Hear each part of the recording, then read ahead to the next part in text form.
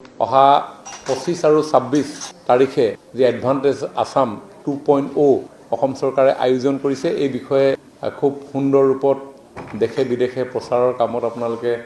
আগভাগ লৈছে মই আপোনালোকক ধন্যবাদ জনাইছো আজি আমি আমাৰ সমগ্ৰ অসমৰ জিলা আয়ুক্ত জিএম ডিআইসিসি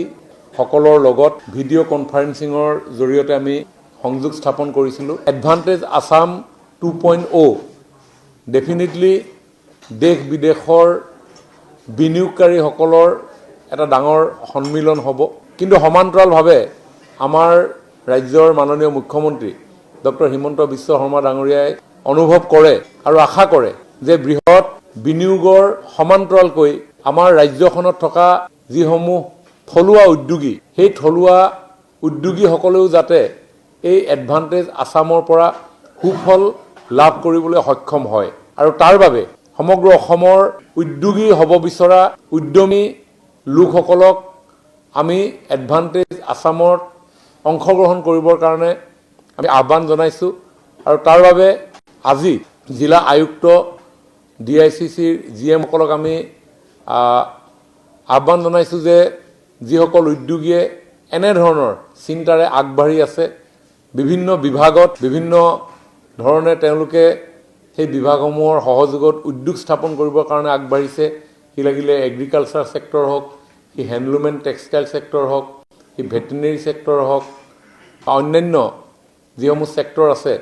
সেই সেক্টৰসমূহত উদ্যোগ স্থাপন কৰিবলৈ আগবঢ়া যাৰ বিনিয়োগৰ ধনৰাশি 5 লাখ টকাৰ পৰাও আৰম্ভ হ'ব পাৰে যদি 5 লাখ টকাৰে কোনোবা এটা বিনিয়োগ কৰিব বিচাৰিছে 10 লাখ টকাৰে বিনিয়োগ কৰিব বিচাৰিছে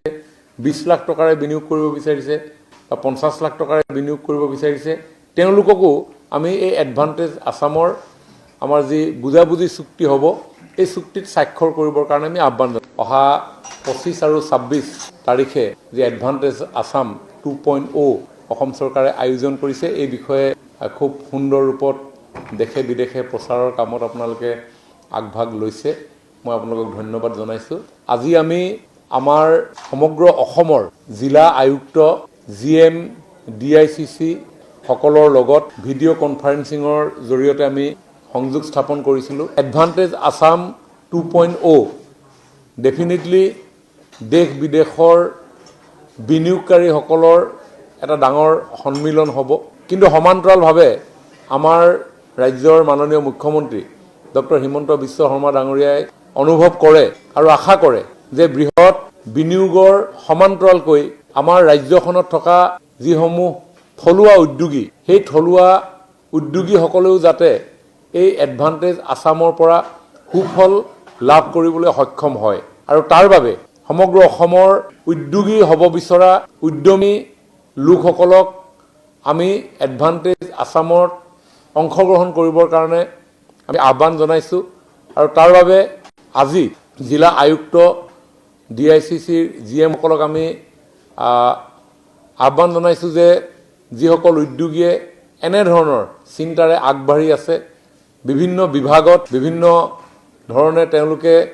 সেই বিভাগসমূহৰ সহযোগত উদ্যোগ স্থাপন কৰিবৰ কাৰণে আগবাঢ়িছে কি লাগিলে এগ্ৰিকালচাৰ সেক্টৰ হওক কি হ্যান্ডলুম এণ্ড টেক্সটাইল সেক্টৰ হওক কি ভেটেৰিনেৰী সেক্টৰ হওক